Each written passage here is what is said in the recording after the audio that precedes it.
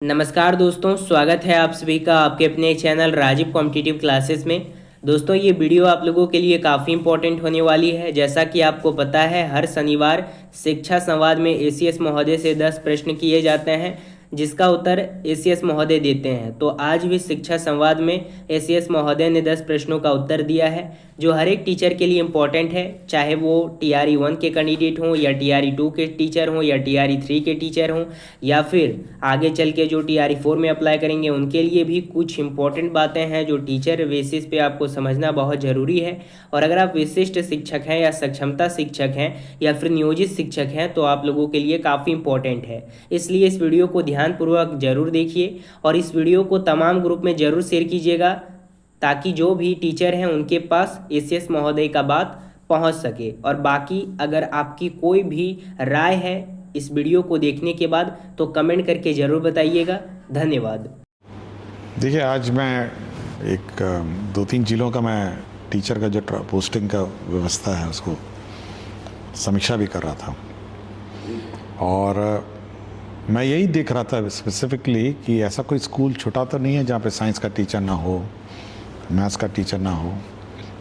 तो ये हम लोग बहुत कोशिश में हैं कि ऐसा कोई स्कूल ना हो जहाँ पे साइंस, विज्ञान, मैथ्स या कोई हिंदी, सोशल स्टडीज़ और ये सब जितनी भाषाओं का है और जो कंपलसरी है, ये टीचर वहाँ मिसिंग ना रहे। यदि मिसिंग भी होते हैं तो बगल के स्कूल का डेपुटेशन या कुछ उस व्यवस्था से हम लोग उसको कोशिश करना चाहेंगे। तो ये हम लोग एडमिनिस्ट्रेटिवली हम लोग इसको पहले टैकल करते हैं। दूसरा है, कोचिंग वाला अभी भी बड़ा मेस है। मतलब ये कोचिंग का जो व्यवस्था है कि स्कूल टाइमिंग में ही बच्चे कोचिंग ले रहे हैं, ये अभी भी चिंता का विषय है। और मैं बार बार बोला भी हूँ कि स्कूल टाइमिंग में सरकारी जो स्टूडेंट और टीचर है वह कोचिंग संस्था में नज़र नहीं आएगा, और इस बार हम लोग कार्रवाई कर देंगे। तीसरा है, हम लोग ने अब आफ्टर द वेकेशंस हम लोग बायोमेट्रिक अटेंडेंस भी शुरू कर रहे हैं ऑफ स्टूडेंट्स।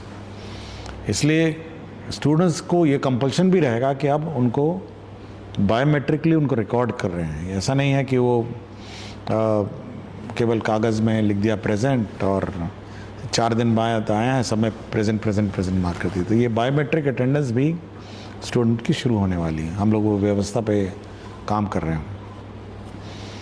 और एक तीसरा, जैसे मैंने बाकी आप सभी से सुना कि एक इनर मोटिवेशन भी टीचर का होता है जो इस पूरी व्यवस्था को ड्राइव करता है। देखिए, सरकारी व्यवस्था में हम क्या अपर मुख्य सचिव हैं, सरकारी जिसको कहते हैं सरकारी कर्मी ही हैं। मतलब स्कूल में हम नहीं पढ़ा सकते हैं, हम केवल अनुरोध कर सकते हैं, हम मोटिवेट कर सकते हैं, हम सम्मान आपको दे सकते हैं, लेकिन उस विद्यालय में पढ़ाना आपका काम है। मतलब उस किस व्यवस्था से पढ़ाते हैं और कैसे, जैसे अभी बता रहे थे कि खेल खेल के गीत गा के, तो पढ़ाना तो आपको ही है। और ये आपके इनोवेशन और आपकी लगन और आपके कर्मठता पे ये सब निर्भर है। इस पर मतलब मैं ज़्यादा कुछ मेरा कंट्रीब्यूशन नहीं हो सकता है।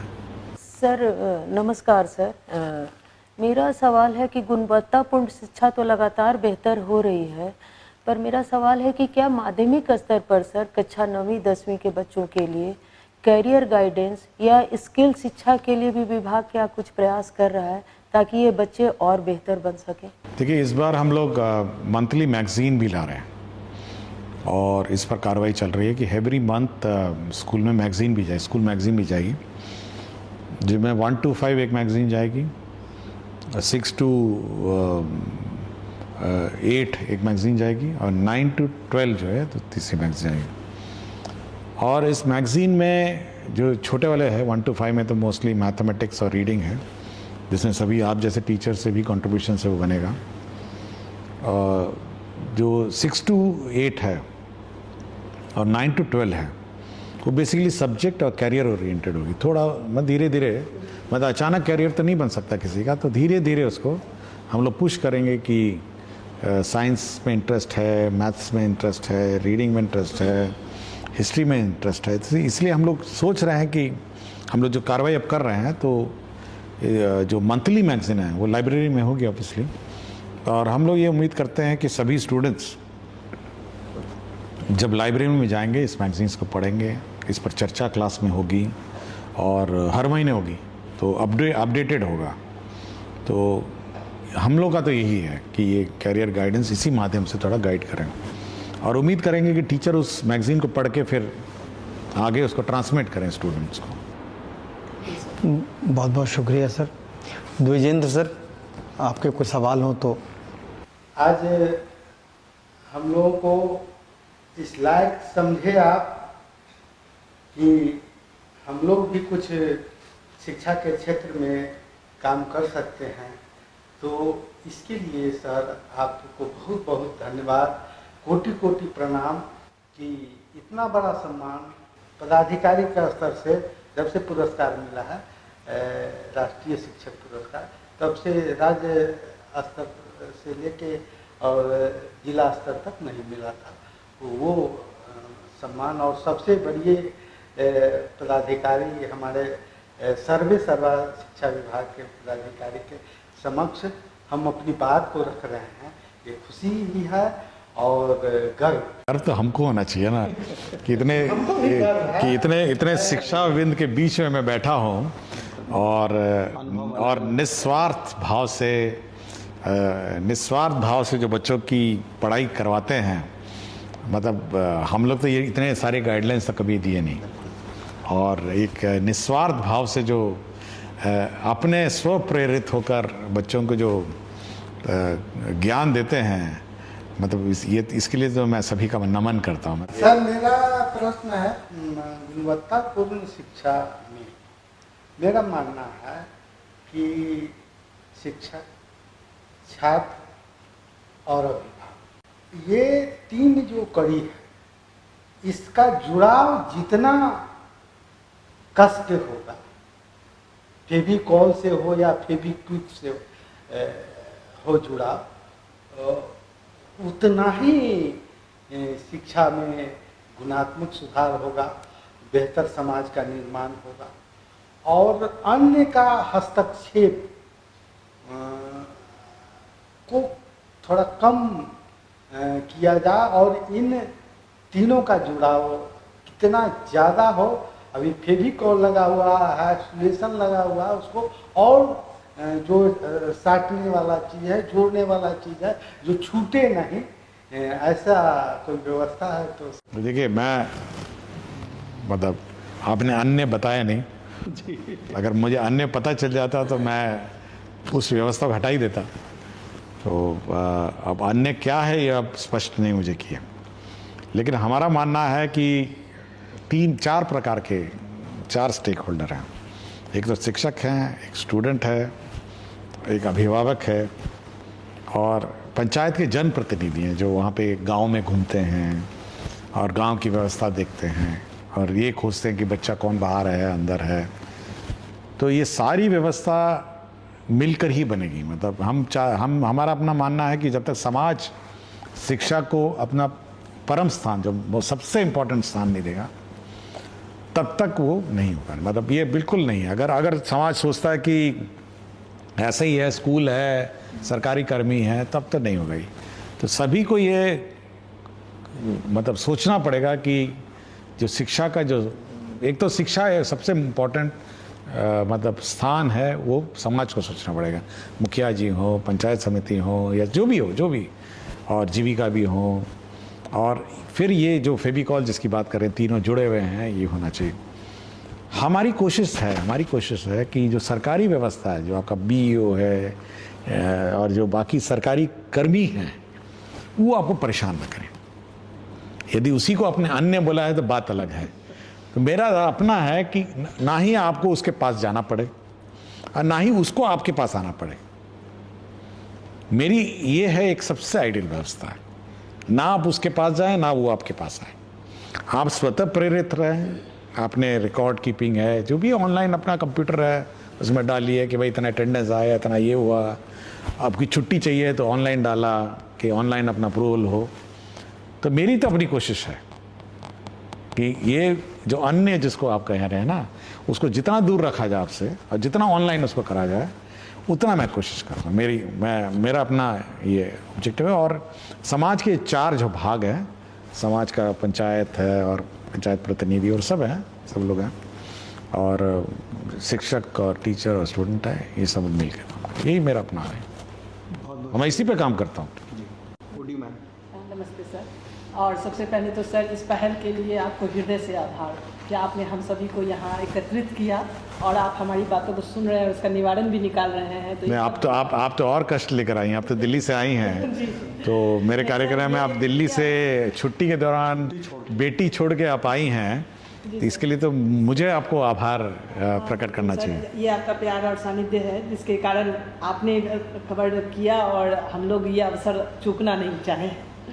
तो सर मेरा यही प्रश्न है कि जैसा कि हम लोग जानते हैं, मेरा विषय अंग्रेजी है, तो पहला प्रश्न तो मैं उसी से करना चाहूँगी सर कि सरकारी विद्यालय में बच्चे अंग्रेजी सीखने और बोलने में बहुत ही संघर्ष का अनुभव करते हैं सर, क्योंकि ऑप्शनल सब्जेक्ट भी कहा जाता है इसको, और अंग्रेजी चूँकि विदेशी भाषा के रूप में है तो इससे थोड़ा डरते भी हैं सर। तो सर क्या मैंने अपने स्तर से तो इंग्लिश क्लब की स्थापना की है, लेकिन सर क्या सरकारी योजना में ऐसी कोई योजना है जिससे कि हम स्पोकन इंग्लिश क्लब या फिर लैंग्वेज लैब कहकर कुछ हम लोग स्थापित कर सके विद्यालय में? देखिए 1 to 5 तो टोटली मातृभाषा ओरिएंटेड है। उर्दू है तो उर्दू है, हिंदी है तो हिंदी है, तो वो बिल्कुल 1 to 5 तो हम लोग ने कॉम्प्रोमाइज़ नहीं किया। 6 से हम लोग इसको इंट्रोड्यूस करने की कोशिश में हैं। और जो मैगज़ीन की बात करते हैं इस बार जो हम लोग करेंगे, उसमें बहुत कुछ पन्ने अंग्रेज़ी के हैं, पर इंग्लिश स्टोरीज़ हैं, इंग्लिश ग्रामर है, इंग्लिश रीडिंग है, और धीरे धीरे उसको हम लोग, जैसे हम लोग भी मैगज़ीन पढ़ते थे बचपन में, तो कुछ हिंदी के पन्ने थे, कुछ इंग्लिश के पन्ने रहते थे, तो इस बार भी हम लोगों ने इंग्लिश के पन्ने डाले हैं। और धीरे धीरे हम लोग चाहते हैं कि इनको उस ओर लेके जाएं कि धीरे धीरे ओरिएंट किया जाए। और आपके 9th 10th 11th 12th के बुक्स बाइलिंगुअल लाइब्रेरी में होंगे, बाद एक तरफ इंग्लिश होगा, एक तरफ हिंदी होगा। तो जो भी हम लोग नहीं चाहते हैं कि सब बच्चे, जिस बच्चे को भी अंग्रेज़ी मीडियम में मतलब ओरिएंट करके आगे जाना है, कुछ लोग 10th के बाद अपना पॉलिटेक्निक करते हैं, ITI करते हैं, 12th के बाद अपना, तो जिसको भी इस स्ट्रीम में आगे जाना है तो वो एक तरफ इंग्लिश पढ़ सकता है और एक तरफ हिंदी पढ़ सकता है। सेम टेक्स्ट है, कन्वर्जन है। तो उससे क्या होगा कि बच्चा, बड़ी संख्या में किताबें, छोटी संख्या में नहीं है, हम लोग चाहते, हम लोग उसको बार बार रीप्रिंट करके, क्योंकि बहुत मोटी किताबें हैं, हम लोग चाहते हैं कि बच्चे इंग्लिश और हिंदी एक साथ पढ़ें और धीरे धीरे ये ट्रांजिशन होता रहे। कोई ज़ोर ज़बरदस्ती हम लोग ये करना नहीं चाह रहे हैं, और ये उसके इंटरेस्ट की बात है, उसके मोटिवेशन की बात है। और अगर वो इंग्लिश में ही आगे जाना चाहता है तो इंग्लिश पढ़ेगा, केमिस्ट्री में फार्मूला है तो इंग्लिश में पढ़ेगा, मैथ्स का फार्मूला है तो इंग्लिश में साइड में पढ़ेगा। ये हम लोग का कोशिश है। श्रीकांत सर, प्रणाम सर। मेरा सवाल है कि सर आप बच्चों को लेकर के एवं उनकी शिक्षा को लेकर के बहुत ही अधिक संवेदनशील हैं। मेरा ये सवाल है सर कि बच्चों के व्यक्तित्व विकास के लिए आप जितने तत्पर हैं, क्या बच्चों में एम्पैथी का विकास हो, इसके लिए सर आपके पास कोई कार्य योजना है? देखिए, मैं हमेशा कहता हूँ, जो आज का बच्चा है ना, 4 साल, 20 साल बाद यही आपके समाज का संचालक होगा। मतलब 4 साल 5 साल मतलब यही समाज में रहेगा। हम लोग तो बुजुर्ग हो जाएंगे, लेकिन समाज वही दिखेगा। अगर आज उसको ट्रैफिक नियम नहीं समझाएंगे, अगर आपको उसको सिविक सेंस नहीं समझाएंगे, तो 24 साल के उम्र में वो सिविक सेंस क्या हो, तो कुछ भी नहीं समझेगा। समाज में जो न्यूसेंस होता है ना, वो उस स्टेज से निकलता है। जैसे मैडम बता रही थी, किशनगंज में लड़की और लड़कों के बीच का जो कोऑर्डिनेशन है, अगर हम ये कोऑर्डिनेशन हम लोग बचपन से उनको नहीं सिखाएंगे तो भविष्य में बहुत समस्या खड़ा कर देगा। मतलब हो सकता है वायलेंस अगेंस्ट वुमेन हो जाए। और मैं बहुत ही घोर विरोधी हूँ इस बात का, घोर विरोधी, कि कोएड स्कूल में एक क्लासरूम में लड़कियों को बैठा दीजिए, दूसरे क्लासरूम में लड़कों को बैठा दीजिए। और कभी कभी मैं मास्टर्स से पूछता हूँ, हेडमास्टर से, भाई ये क्यों बैठाएं आप? तो उनका कहना था कि लड़के बहुत बदमाशी कर रहे हैं इसलिए लड़कों को अलग बैठा दिया और लड़कियों को अलग बैठा दिया। मैंने कहा ये बताओ यार, जब ये बाहर जाएंगे समाज में या घर ही जाएंगे ये, मतलब हर बार आपका 12 घंटे तो स्कूल में नहीं है, वो तो 4-5 घंटे हैं। सिखाना आपका काम था कि भाई लड़की और लड़के समाज में एक मतलब कोऑर्डिनेशन के रूप में या कोऑर्डिनेट करके कैसे रहें। वो तो बाहर जाकर तो क्या करेगा आप समझ सकते हैं, वो लड़की के साथ छेड़खानी कर देगा। तो ये जो शिक्षा है ना, शिक्षा ये केवल स्कूल के इसका जो आउटकम है, इसका ये केवल वो जो घंटों से सीमित नहीं है कि सुबह 6 बजे आइए 12 बजे जाइए उसके बाद पिंड छुड़ाइए। नहीं नहीं, ये पूरा का पूरा आपके वर्तमान समाज का इफेक्ट करता है और भविष्य में भी यही आपको सामने दिखेगा।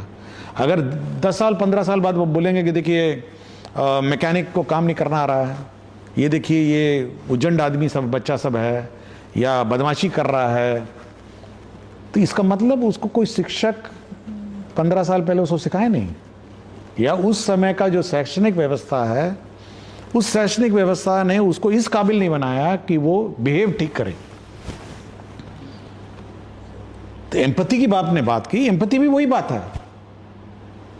तो हम इस 6 घंटे में यह बहुत उम्मीद करते हैं, हम तो कुछ ज़्यादा ही उम्मीद करते हैं कि इसी बीच आपको शैक्षणिक कार्य उसको समझाना है, उसको सिविक सेंस भी समझाना है, उसको डिसिप्लिन भी समझा। आप किताबें देखी होंगी, इस बार किताबें मैंने ही डिज़ाइन किया, कवर मैंने डिज़ाइन किया है, जो आगे और पीछे की कवर मैंने डिज़ाइन किया है। तो लोग पूछे कि क्यों, मैंने कहा उसको ट्रैफिक लाइट सिखाने के लिए, उसमें ट्रैफिक लाइट लिखे हुए हैं, उसमें क्यू में खड़े हुई है ये लिखा है कि भाई आप कतार में खड़े होइए ये लिखा है, उसमें हॉर्न मत बजाइए ये लिखा है उसमें। मैंने कहा भाई आप समाज में सिविक सेंस, वातावरण को साफ रखें, ये बने हुए चित्र आप नोटबुक को नोटिस नहीं किए होंगे कवर पेजों में, वो कवर पेज मैंने डिजाइन किए हैं। किताब का कंटेंट अलग है, कवर मैंने किया है, एक एक चीज उसका, कि बच्चे को चाहे किताब पढ़े नहीं पढ़े लेकिन ये कवर पेज तो पढ़ ले। समाज में एक सभ्य सिविक सेंस वाला व्यक्ति कम से कम रहे। ट्रैफिक लाइट है, उसमें बहुत कुछ है, पढ़िएगा देखिएगा, हाथ धोने का है, बहुत कुछ है उसमें। तो ये सारा का सारा जो व्यवस्था है, शैक्षणिक व्यवस्था, ये केवल किताब के अंदर वाली पन्ने नहीं है, इसके अलावा बहुत कुछ है। एम्पैथी है, सिविक सेंस है, लड़का लड़की को इज्जत दे, सम्मान दे, यह भी है, यह भी बहुत इंपॉर्टेंट है। और ये स्कूल व्यवस्था को ही सिखाना है। अलग लड़की को बैठा दिए, लड़के को बैठा दिए, कहे कि चलिए 12 बज गया, घंटी बजाए, जाइए आप लोग अपना जाइए। नो नो, ये आप ही का काम है कि समाज का हर स्टूडेंट को उसके सिविक सेंस और उसके बिहेवियर चेंज लाना, ये स्कूल का काम है। मैं व्यक्तिगत रूप से अपने शिक्षा विभाग और बिहार विद्यालय परीक्षा समिति के बीच सामंजस्य का अभाव देखता हूँ। यद्यपि बिहार विद्यालय परीक्षा समिति ने परीक्षा प्रणाली को पारदर्शी बना दिया है, बावजूद कुछ कार्यों से पठन पाठन बुरी तरह प्रभावित हो रहे हैं। जैसे मैं बताना चाहूँगा, वर्ग 10 और 12 की सेंटर परीक्षाएं अक्टूबर माह में हो जाती हैं और उनकी मुख्य परीक्षा फरवरी में हो जाती है। यदि इसे दिसंबर में लिया जाता तो बच्चों को 2 अतिरिक्त माह पढ़ने के लिए मिलता। यद्यपि यह कहा जाता है कि बच्चे विद्यालय आएँ, परंतु जब से हम लोग भी पढ़े हैं, सेंटर परीक्षा के बाद विद्यार्थी बहुत कम आते हैं विद्यालय। दूसरी चीज़ है, रजिस्ट्रेशन 9th के और 11th के ऐसे समय में शुरू किए जाते हैं जब बिल्कुल पढ़ाई का पीक आवर होता है। यह हमारा समर वेकेशन के बाद जो खुलेगा अगस्त। आप सब विद्यालयों में शिक्षकों के माध्यम से ही यह कार्य कराए जाते हैं। नॉन टीचिंग स्टाफ बहुत कम है या तो नहीं है, तो एक पूरा का पूरा सिस्टम उसमें लग जाता है। इससे समय की भी बर्बादी होती है और हमारे पढ़ाई का महत्वपूर्ण समय खराब हो जाता है। वर्ग 11 के नामांकन की जो प्रक्रिया है यह बहुत विलम्ब से शुरू होती है और इसमें बहुत सारे स्थानीय बच्चे जो हैं या उसी विद्यालय के बच्चे दूर दराज के क्षेत्रों में चले जा रहे हैं। तो इसमें भी सुधार किया जा सकता है। जो बच्चे जिस स्कूल से पढ़े हैं वह उसी स्कूल में रह जाएं, और जिनको जाना हो वहाँ से उनके लिए ही नामांकन की प्रक्रिया शुरू की जाए, तो इसमें सुधार की जा सकती है। देखिए, इसमें हम लोगों ने पहला वाला तो लास्ट जो प्रश्न उसको लोगों ने गाइडलाइन इशू किया था, आपने उसको देखा नहीं होगा, लेकिन हमने ये कहा कि जो बच्चा 10th पास कर गया वो उसी स्कूल में 11th करेगा, और जिसको बाहर जाना है वो अपना जाए। ये ऑलरेडी एक स्टैंडर्ड गाइडलाइंस हैं, और ये हम लोगों ने कहा कि कोई अलग से एडमिशन की प्रक्रिया नहीं स्टार्ट करें, आप सीधा उसको उसी स्कूल में 11th में पढ़ाइए, और जिसको बाहर जाना है उसका टीसी दे दीजिए। तो ये हम लोगों ने पहला तो काम किया।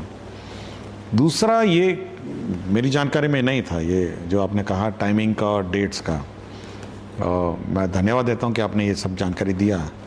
तो हम लोग अब एग्ज़ामिनेशन बोर्ड के साथ बैठेंगे और एक कॉमन कैलेंडर हम लोग इशू करेंगे, शिक्षा विभाग और बोर्ड एक साथ इशू करेगा। आपने कहा है कि बड़ी जल्दी सेंटअप परीक्षा होता है, तो इसको ऑब्वियसली हम लोग इसको आगे पीछे करेंगे अब, और रजिस्ट्रेशन की प्रक्रिया भी ऐसी करेंगे ताकि ज़्यादा मेहनत ना लगे, और और ऐसे समय हो जहाँ मतलब एक प्रक्रिया को भी सरल करने की कोशिश करेंगे। तो ये हम लोग कोशिश करेंगे, लेकिन कैलेंडर हम लोग जॉइंटली इशू करेंगे, पहले तो ये है। और 11th को हम लोग ने तो कह दिया कि भाई आप से परीक्षा बोर्ड को कि आप सीधा उसी स्कूल में आप 11th 12th तक पढ़ाई करेगा, और अन्य किसी को जाना है किसी कर दें। तो ये हम लोगों ने ऑलरेडी इशू कर दिया लास्ट में। व्यवहारिक नहीं है सर, अभी जो लिस्ट जारी हुए हैं उनमें से उस विद्यालय के बहुत सारे बच्चे बाहर चले गए। जैसे मेरे उन्होंने अप्लाई किया होगा, उन्होंने अप्लाई किया, फर्स्ट ऑप्शन में डाला हुआ है। अच्छा, ये हम देख लेते हैं, हो सकता है कि उन्होंने वो मेरिट मैं इसको चेक करता हूँ, मैं आई जस्ट चेक। एक प्रश्न और था सर कि हमारे यहाँ 2400 बच्चियाँ हैं और 28 सेक्शन हैं। मैं कई स्तरों पर इसकी बात कर चुका हूँ, और हमारे यहाँ मात्र 21 शिक्षक हैं। यदि गार्जियन गवर्नमेंट के तहत अभिभावकों के सहयोग से 14 शिक्षक न रखे जाते तो शायद विद्यालय की हमारी यह अच्छी व्यवस्था नहीं होती। और बहुत सारे विषयों में शिक्षकों का अभाव है। कुछ ऐसे विषय में शिक्षक विभाग के द्वारा भेज दिए गए हैं जिसकी पढ़ाई हमारे यहाँ नहीं होती। फिर पीएम श्री के तहत 6 से 8 तक अभी 300 बच्चियाँ नामांकित हैं, 400, जिनमें 7 और 8 की एक भी किताब विद्यालय को नहीं मिली है। पिछले मन की बात से शिक्षा की बात में भी मैंने क्वेश्चन भेजा हुआ था, और इसको कई बार मैंने आया है, बच्चे बिना किताब के कैसे पढ़ेंगे, जबकि अब किताबें विभाग से ही उन्हें मिलती हैं, बाजार में नहीं मिल पाती। ठीक, किताब का तो हम लोगों ने जो हम लोग का पाइपलाइन है, हम लोग बीआरसी में देते हैं, और रिक्विजिशन के आधार पे ये वहाँ पे उपलब्ध होता है। अब किस कारण से नहीं हुआ है ये मैं चेक करूँगा, ये आई चेक इट अप। और जहाँ तक जो असमंजसता मतलब इंटर स्कूल डिसबैलेंस है, तो हम लोगों ने एक अलग से एक जिला स्तर पर डीएम की अध्यक्षता में एक स्थापना समिति का गठन किया है, और जहाँ जहाँ पर पीएम श्री, विशेषकर जो पीएम श्री है या सेंटर फॉर एक्सीलेंस, बहुत सारे स्कूल्स हैं, आइडियल स्कूल्स हैं, तो वहाँ पे हम लोगों ने लोकल पावर वेस्ट किया हुआ है, जिसमें डीएम अध्यक्ष हैं, कि आप ऐसे जहाँ जहाँ टीचर की कमी है वो आप वहाँ पे ट्रांसफ़र कर सकते हैं विद इन द डिस्ट्रिक्ट। हम लोग का है कि विद इन द डिस्ट्रिक्ट जिला स्थापना समिति करेगी, और इंटर डिस्ट्रिक्ट हमारा डायरेक्टरेट करेगा। तो अभी तो सब ट्रांसफ़र में होंगे, तो जब आप स्कूल में जाएंगे तो जो स्कूल के टीचर्स और जो सब्जेक्ट्स के टीचर मिसिंग हैं, तो जिला स्थापना समिति इसको कोऑर्डिनेट करके वापस अपने अपने जगह पे डालेंगे। और अगर आपको 14 टीचर्स चाहिए भी होंगे तो किसी स्कूल से आपको ट्रांसफ़र करके इसको पोस्ट कर देंगे। तो डिस्ट्रिक्ट स्थापना समिति जो डीएम की अध्यक्षता में है, जिसमें डीडीसी मेंबर हैं और डीईओ उसके मेंबर सेक्रेटरी हैं, तो ये नॉर्मलाइजेशन व्यवस्था विद इन द डिस्ट्रिक्ट करेंगे। मेरा एक विज्ञान शिक्षिका हूँ, तो विज्ञान से ही जुड़ा हुआ सवाल है सर। विज्ञान में तो अभी बिहार में काफ़ी अच्छा बदलाव भी हुआ है सर, गतिविधि आधारित शिक्षण भी हो रहा है, बच्चे को सीख भी रहे हैं। उसी में सर एक इंस्पायर अवार्ड मानक के अंतर्गत बच्चे अपने आइडिया भेजते हैं, तो सर बच्चों के आइडिया तो सेलेक्ट हो जाते हैं, पर उस आइडिया पे बेहतर प्रोटोटाइप बना पाए, तो क्या सरकार बेहतर प्रोटोटाइप बच्चों के बनवाने के लिए क्या कुछ प्रयास मतलब विभाग के द्वारा किया जा रहा है सर? उसमें क्या चाहिए आपको, मतलब आपको कोई फंड्स चाहिए या क्या? मेरा जो खुद का सो मैं कई स्तर पे इस पे मतलब जब जहाँ मुझे बुलाया गया तो उस पे चर्चा भी किया। मैं सर जैसे मेरा खुद का सुझाव है कि जैसे बच्चों के जब प्रोटोटाइप आइडिया सेलेक्ट हो जाते हैं तो हर ज़िले में सर कहीं ना कहीं पॉलिटेक्निक और इंजीनियरिंग कॉलेज तो हैं सर। तो अगर एक जैसे विभाग से इस तरह का लेटर निकले कि उनके जिस ज़िले से बच्चे हैं जिनके आइडिया सिलेक्टेड हैं उस इंजीनियरिंग कॉलेज से उनके आइडिया के लिए संवर्धन हो जाए कि ये कैसे उस पर प्रोजेक्ट बना सकते हैं, प्रोटोटाइप बना सकते हैं, तो बच्चे बेहतर प्रोटोटाइप बनाएंगे सर। आपका आइडिया मैंने स्वीकार किया और मैं सभी को चिट्ठी भी लिखूंगा और जो भी इंस्पायर जो चाइल्ड हैं उस प्रोटोटाइप डेवलपमेंट के लिए पैसा भी अलग से रिएलोकेट कर 10,000 रुपया हाँ देती है, ठीक है, उसी से। हाँ, आइडिया बनाने के लिए ही देती है। एक चीज़ और कहना था कि सर आइडिया भी जैसे बहुत बार मैं देखती हूँ बहुत सारे शिक्षक इस बीच कॉल भी करते हैं, जब अभी 15 से सर ओपन हो गया है आइडिया भेजने के लिए, तो बहुत बार शिक्षक भेज देते हैं जैसे जो TLM बनाते हैं बस वही लिख करके भेज देते हैं। तो अगर प्रखंड स्तर तक, स्टेट से होते हुए प्रखंड स्तर तक, जैसे प्रखंड पे भी कोई ना कोई तो टीचर विज्ञान में अच्छा होगा, कोई राजकीय स्तर पे अच्छा है, कोई राष्ट्रीय स्तर पे अच्छा है, इवन PBL के थ्रू सर भी बहुत सारे प्रखंड लेवल पे अच्छे टीचर हैं। तो शिक्षकों के आइडिया संवर्धन के लिए ब्लॉक लेवल पे भी जैसे इस तरह का एक शिक्षकों को के लिए आइडिया संवर्धन के लिए किया जाए ताकि वो उन बच्चों से आइडिया भी अच्छे आएँ ताकि बिहार आगे बढ़े। और टॉप 60 में बच्चे जो नहीं आ पाते हैं सर, तो आपके प्रयास से ये 2 कार्य अगर होगा तो प्रोटोटाइप भी बेहतर बनेंगे और आइडिया भी बेहतर आएंगे सर। आपका शुक्रिया कि आपने बच्चों को NCERT दे करके उसको कम्पिटिटिव बनाया। नहीं, हमारा ये है कि जो हमारे बच्चे हैं वो वही किताब पढ़े जो पूरे देश में सब पढ़ते हैं। ये भेदभाव नहीं होना चाहिए कि वो लेवल यहाँ पे हैं हमारी किताबें। तो हमारा ये था कि मतलब एक मतलब स्तर जो है बच्चे का, शैक्षणिक स्तर पूरे देश में एक होना चाहिए और हमारे बच्चे किसी भी लेवल से कम नहीं होने चाहिए, इसीलिए NCERT की किताब है। उसमें हमारे बिहार के सरकारी विद्यालय के बच्चों को एक समस्या है कि बिहार के बगल में मतलब बंगाल किधर है या फिर कर्नाटक किधर है या पाकिस्तान किधर है उनको नहीं पता है, क्योंकि उनके पास मानचित्र या एटलस नहीं है। तो सर अगर उन बच्चों को आपने इतनी किताबें दी, इस बार लाइब्रेरी में आपकी एटलस है और डिक्शनरी है और आपको कंपलसरी लेना है एटलस रीडिंग क्लास। वो मैं इसलिए सर्कुलर ने इशू किया कि अभी पहुंच ही रही होंगी वो, तो आपको एटलस रीडिंग क्लास भी लेनी है, मतलब as part of the regular curriculum, कि वो एटलस सबके पास रहेगी, सब बच्चे एटलस देखेंगे और फिर मानचित्र को आपको पढ़वाना है पूरा, और पूरा मानचित्र प्रैक्टिस करवाना है। Thank you. मैं ये आइडिया पहले ही मैं कर चुका हूँ। पिछले साल जो किट में सामान गया था सर, बच्चों की कॉपी में भी वो एटलस वो बने हुए थे। सरकारी विद्यालय पर सरकार बहुत आवश्यकता से ज़्यादा धन खर्च कर। हाँ, ये बात सही है। अगर हम पूरा बजट को बच्चों की संख्या से मतलब डिवाइड करें तो किसी भी हालत में सबसे अच्छे प्राइवेट स्कूल में जो फीस है उससे बहुत अधिक हम लोग खर्चा करते हैं सर, अधिक धन खर्च, क्योंकि हमारा सैलरी स्ट्रक्चर बहुत है, प्राइवेट स्कूल में कम देते हैं। हाँ, इसलिए जब सब कुछ टोटल कर दीजिए, स्कॉलरशिप, साइकिल, यूनिफॉर्म, सब कुछ जोड़ दीजिए और फिर बच्चों की संख्या से डिवाइड करिए, तो हमारा जो खर्चा है पर चाइल्ड वो प्राइवेट स्कूल से ज़्यादा है। सर ये सरकार खर्च कर रही है और हमारे ACS साहब भी इतने गंभीर हैं इस मुद्दे पर।